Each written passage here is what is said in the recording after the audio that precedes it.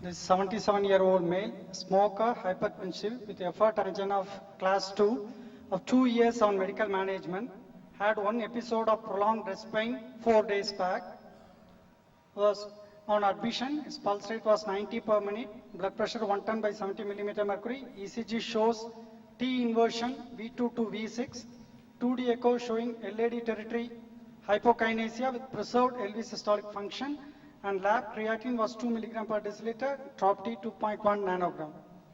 After admission, patient had 3 episodes of angina with dynamic ST changes despite full medical therapy.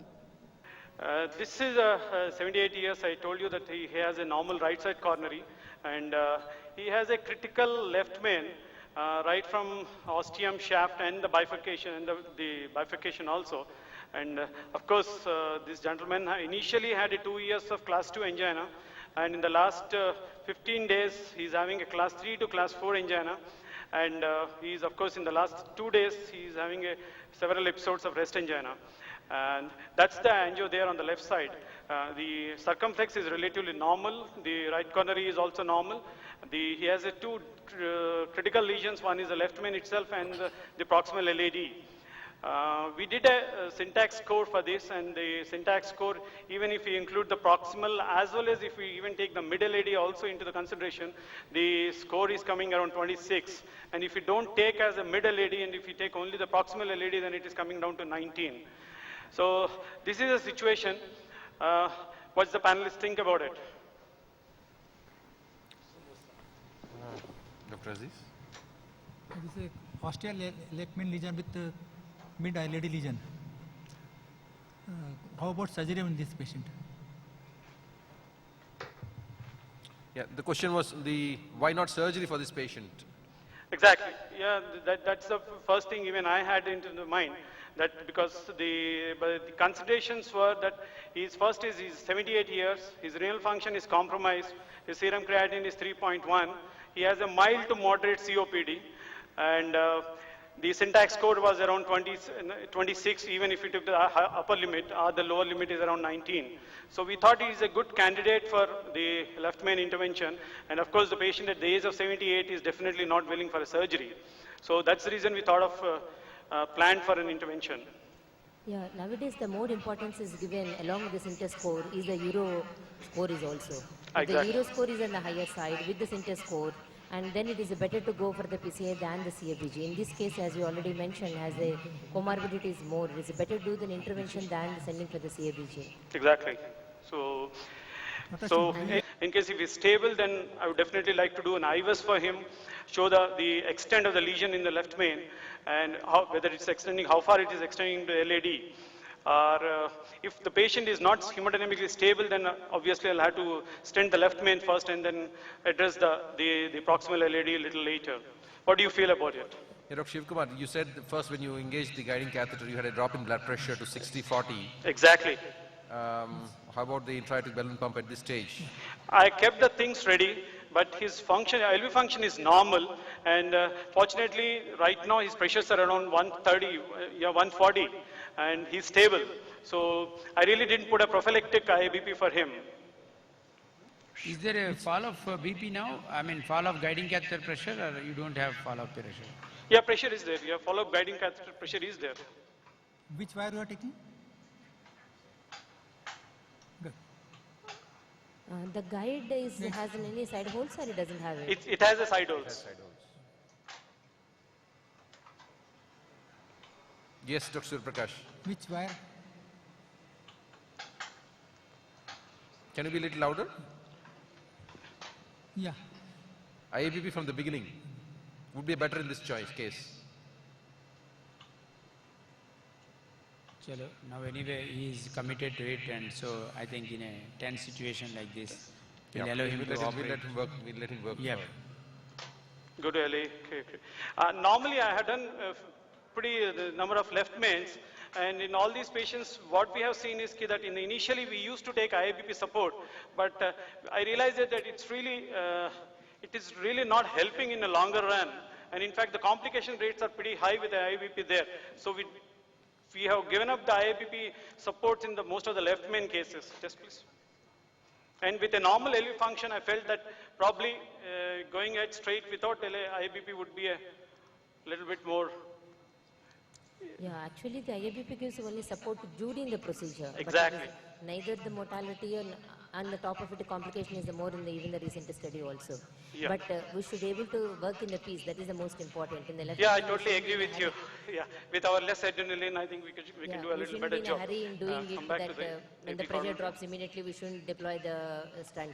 We should really prepare the lesion in this. So if you are confident enough, yes, we can do it. But I think it's better to have a two protection wires than a single wire, even though you stand for a direct stunting from the left main to the LED, but better to have to the LCX as a protection in this. No, I'm definitely wiring LCX. And after that, I would like to do the pre-dilatation of both the lesions. And then only we will think about the stenting of the LED and the left main. Keep the NTG ready. 14, 15, 16, deflate. Dilate there.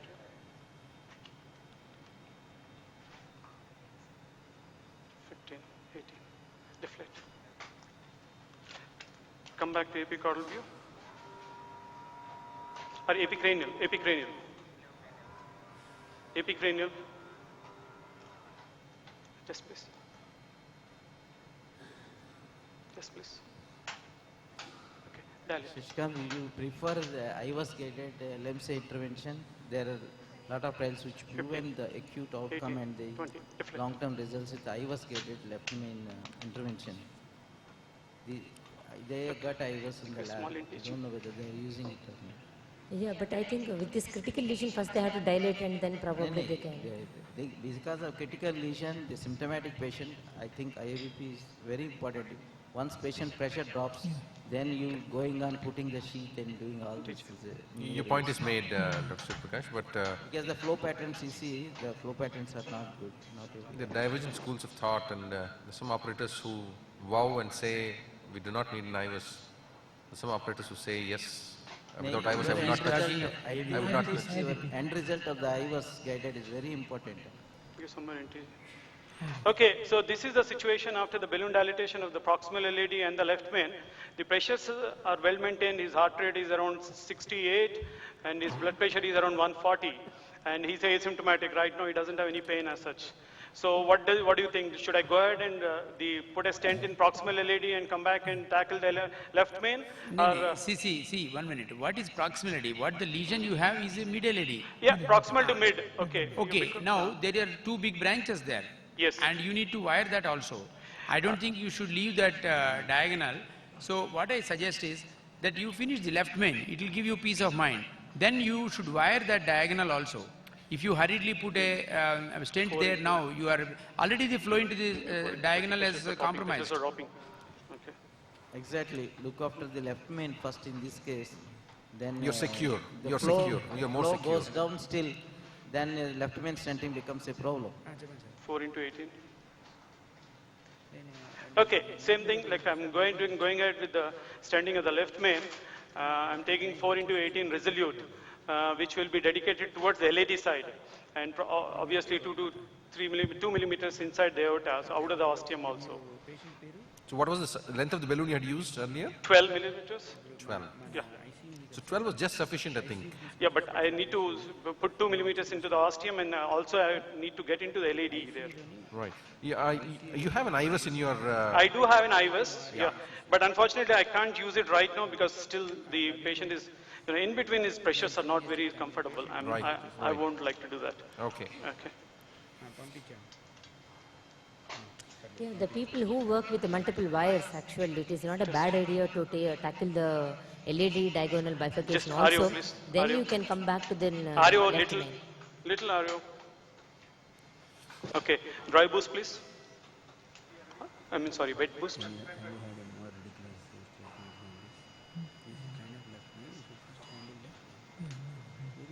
I need to get out a little bit proximally. Into the left main. Okay. Just. Okay, give a good shot. I think I'm reasonably okay. Yeah, go ahead, reply.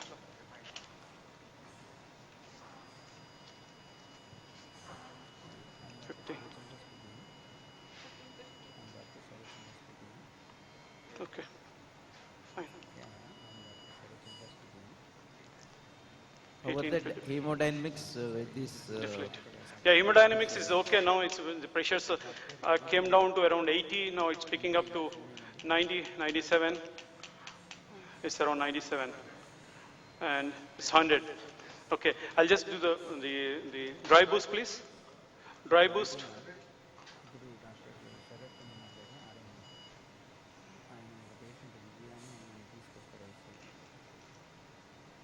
Okay, under the dry boost, this stent looks reasonably well expanded, and I'll do the flaring before I really get out of this left main, and okay, dilate there.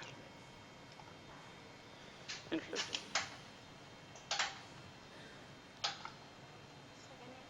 Hmm, 14,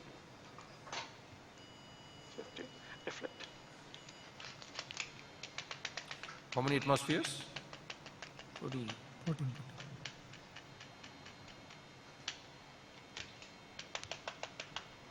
It is a 4 into. Yeah, 4 into 18. What's the make of the stent? Resolute. Endeavor resolute. I'll just take one shot.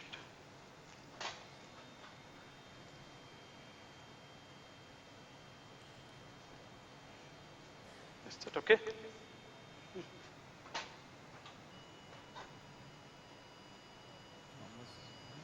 Some NTG, please. Shivkumar, why don't you do it in AP caudal or RAO caudal? I'll do that. I'll do that. Actually, basically, I just wanted to do a little clockwise rotation and get into the. Creatinine is also little up. His creatinine is little high. I agree. His creatinine is around 2.5. Okay, come down to AP caudal view.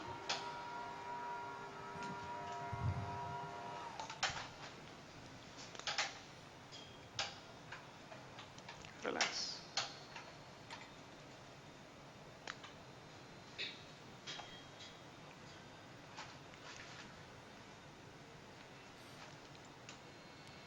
Okay, is that okay? Test, please.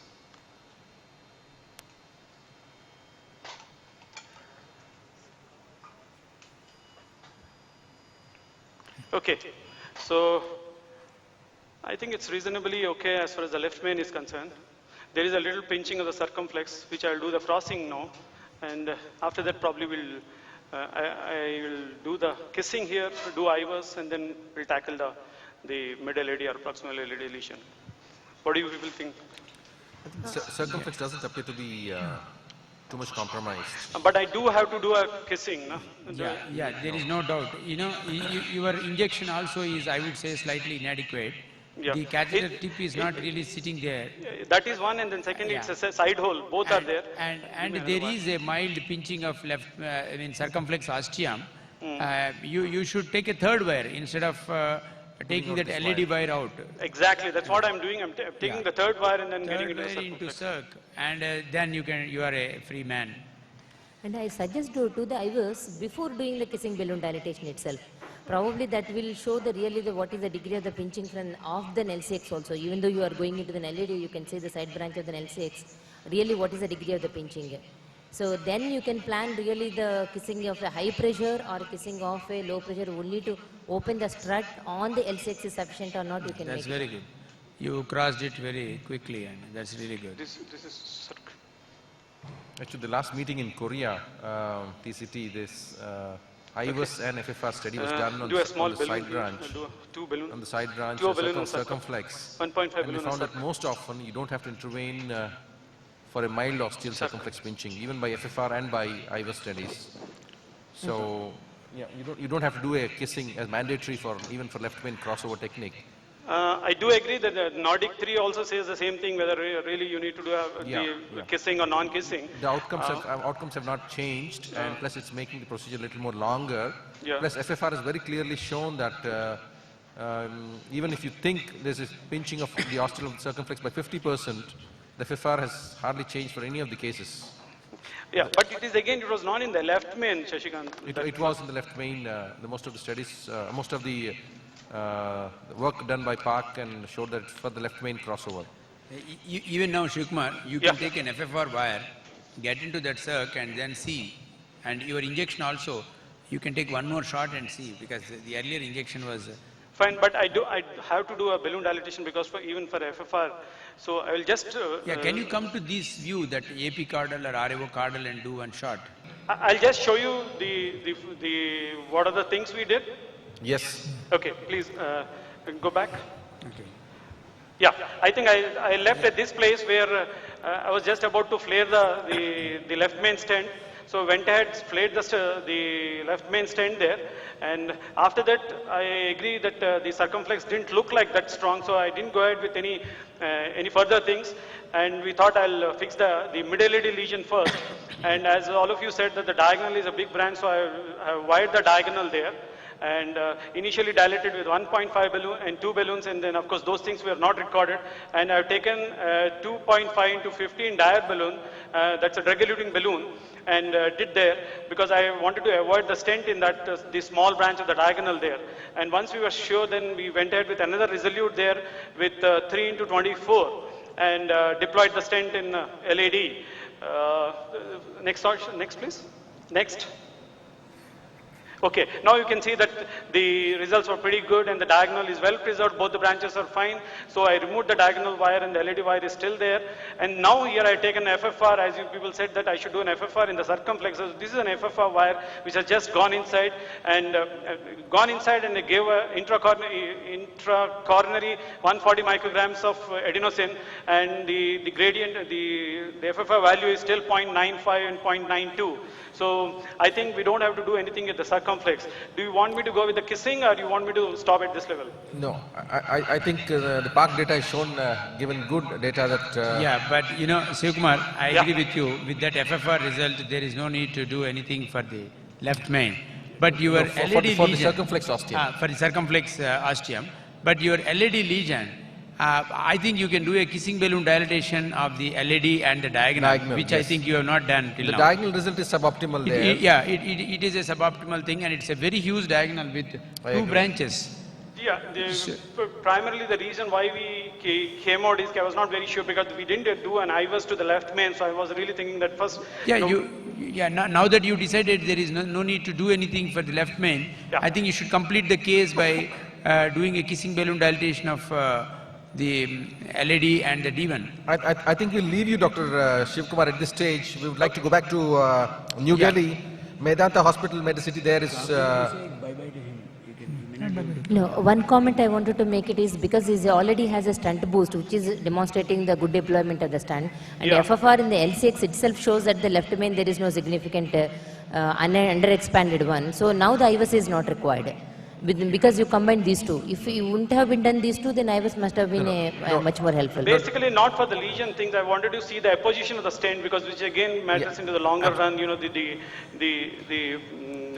restenosis rate. So that's the reason I thought of IVUS. I do agree that as far as FFR is concerned, it's not important. No, FFR is for the ostium of the circumflex, for the circumflex itself. FFR is not, they are not mutually exclusive, they are complementary for the proper expansion of the stent, and IVUS is more important than your FFR. Yeah, with the FFR will stent not tell boost. you anything about the expansion of the stent or the proper apposition of the stent. Yeah, stunt boost is a little bit relatively, when it's not available, is an acceptable. That's what I said. Yeah. Acceptable. I think we will go to Medanta Medicity Hospital, New Delhi. I think they are ready for That's transmission a there. They have very, 2 labs very operating good there. case, and you did a very good job, Shivkumar. It needs lots of guts to do a case like this. Thank you very much. Wonderful, Shivkumar. Thank you. Nice job.